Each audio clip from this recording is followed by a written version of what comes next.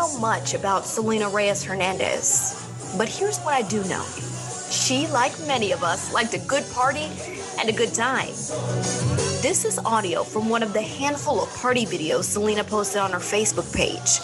It's from a well-attended birthday party in 2013.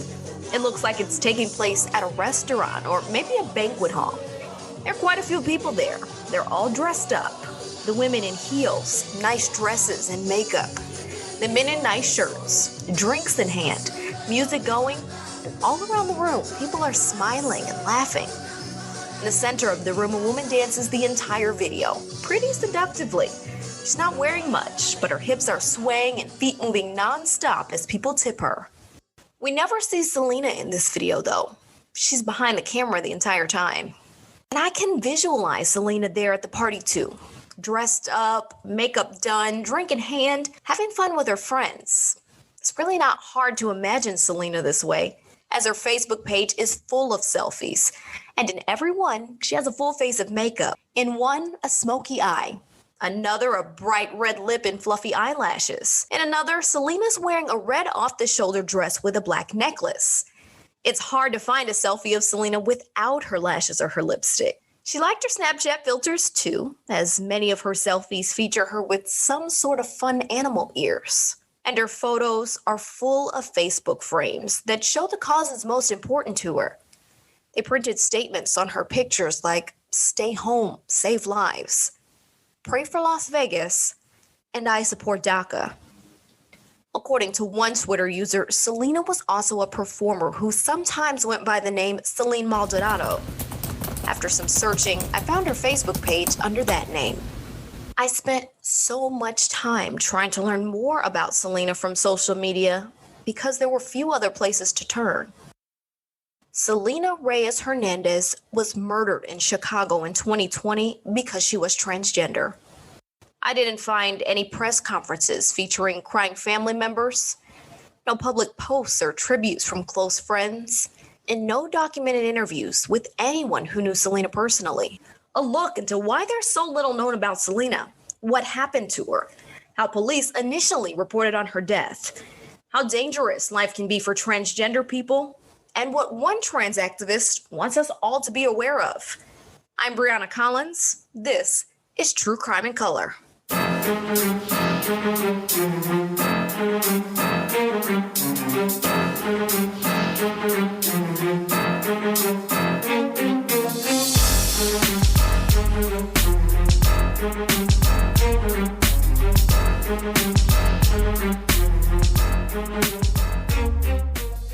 It's obviously a super heinous crime, right? That this offender killed this individual based upon their sexual preference or sexual choice, and this person happened to be transgender. So it's just an extremely, even a more heinous crime, like I'm going to kill someone because of that, because of how they choose to lead their life. That was Chicago Police Chief of Detectives Brendan Denahan.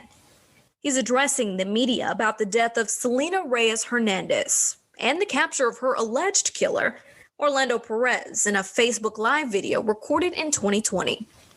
Not too much has been reported about how the pair met. Some media reports suggest the two had not known each other very long. But whether Selena was looking for love or simply companionship, she didn't seem to find either in Orlando. This is what we know so far about the final interactions between the two, thanks to a timeline police created. 37-year-old Selena met up with then 18-year-old Orlando Sunday, May 31st, 2020, around 5:30 a.m.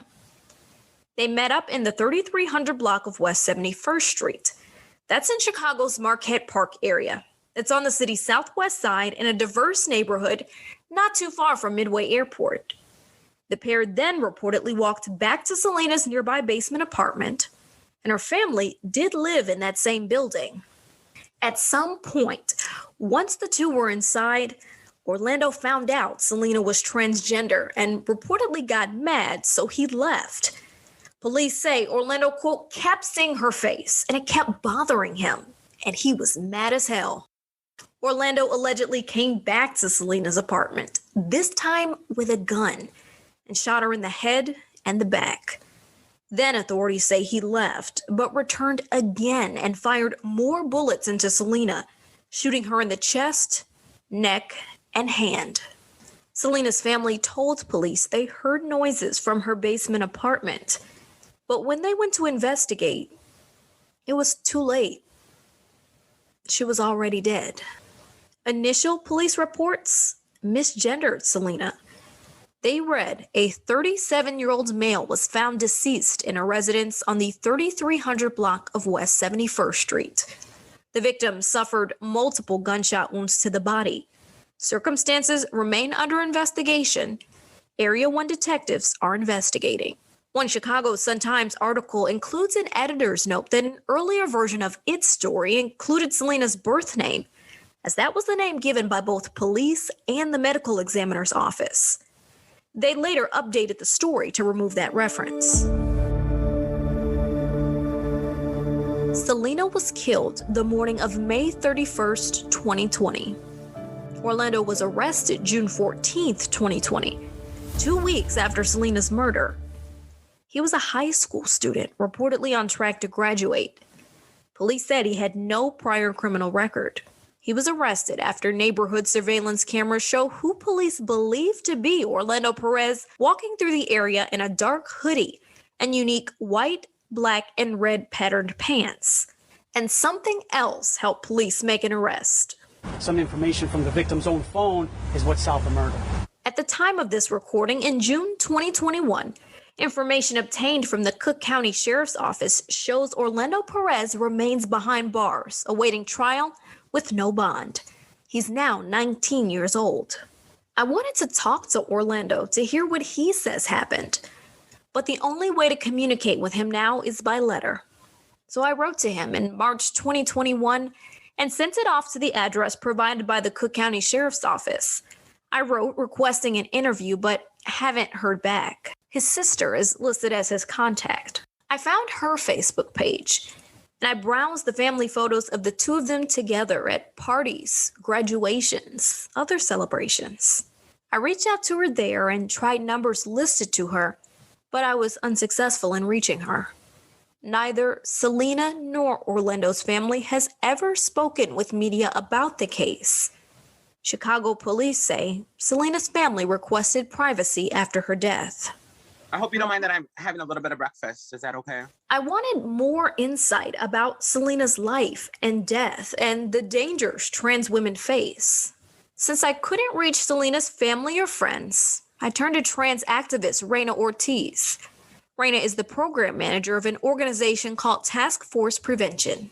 It's the only LGBT organization on the west side of Chicago. And I also represent the trans community. I am heavily active working within the trans community and other systems in Chicago.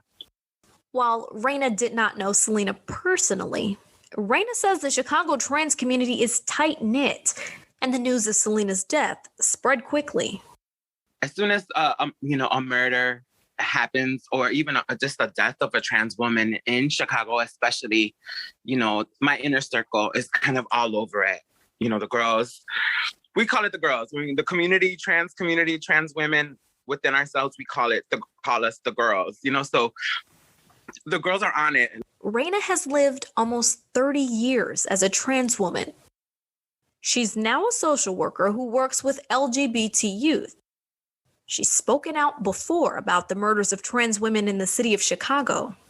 Some things about Selena's case, though, really surprised her. Now, what were your initial reactions in hearing the story about what happened to her?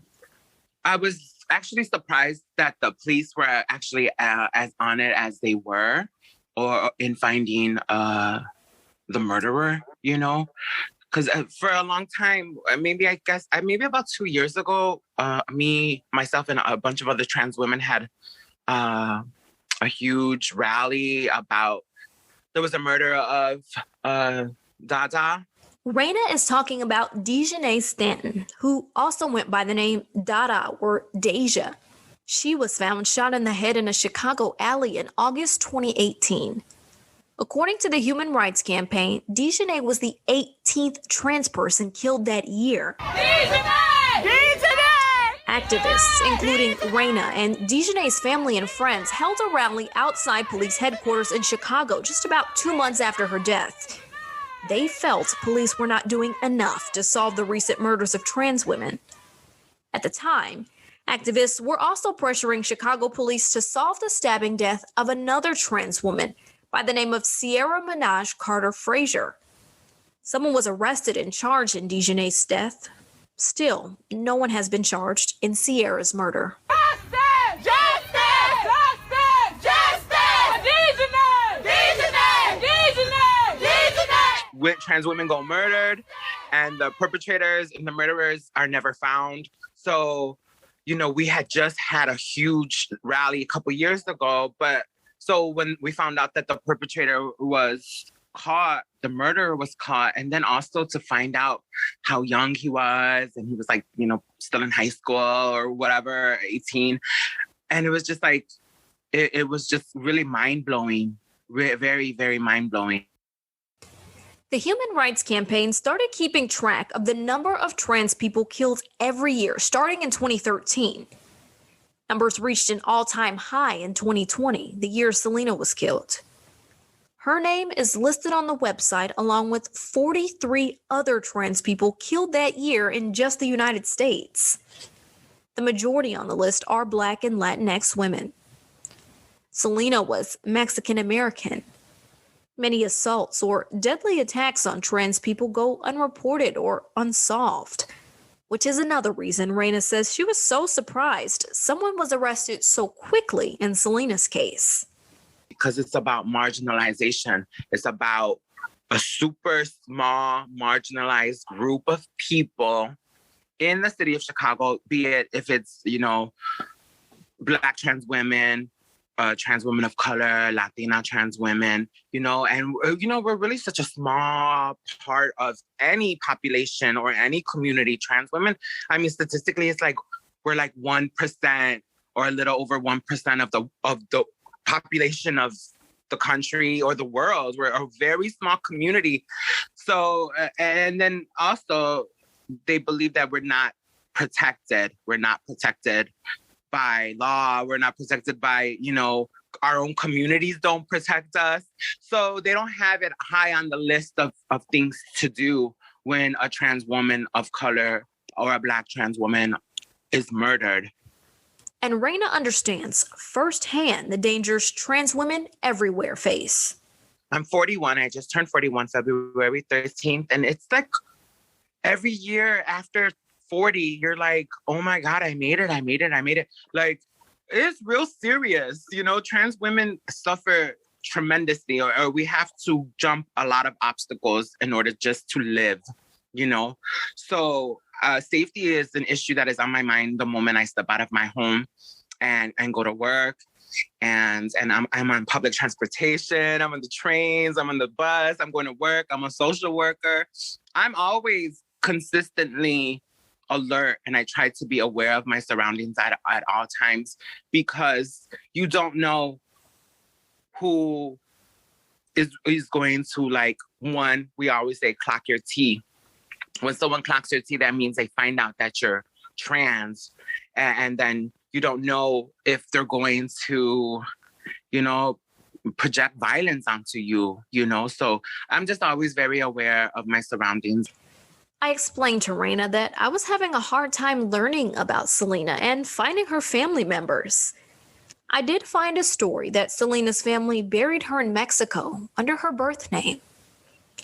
Reyna confirmed this and says it's not the first time she's seen this happen. People were trying to contact the family, and the family did not want any type of participation with this. Like, for them, it was like closing a chapter of a deep family secret, and they shipped her to Mexico. And from all our understanding, that she was buried as male pronouns, male, and that's how she was buried. But we, as trans people, in some terrible way, we were like appreciative that her family buried her. One, because there's some families that don't care when they're dead, and they leave trans women in the morgues for months. You know what I'm saying? So one, it was very bittersweet for us because we knew that her family actually took care of that process and took her all the way back to Mexico and buried her with the family, which was in some way okay and sweet. But then, of course, we found out that it was, they minimized her transness and buried her as a man and with her man name and all that stuff. And it's hurtful because people don't understand, for a lot of trans people, when we die or if we're murdered, it's because of our transness, and if you take that away from us in our death, you're minimizing our whole existence. As Reyna spoke about her experiences and what life for Selena and other trans women in Chicago may have been like, she wanted people to know this. It's not all gloom and doom for the trans community. We, as trans people, transition to be happy. Things were not the way that they were as we grow up and we battle that. And then we take a huge step and sacrifice families and relationships and friendships and all these things to transition because we want to be happy. We want to look into the mirror and say, yes, this is what and how it was supposed to be. Unfortunately, in this society, people don't understand that.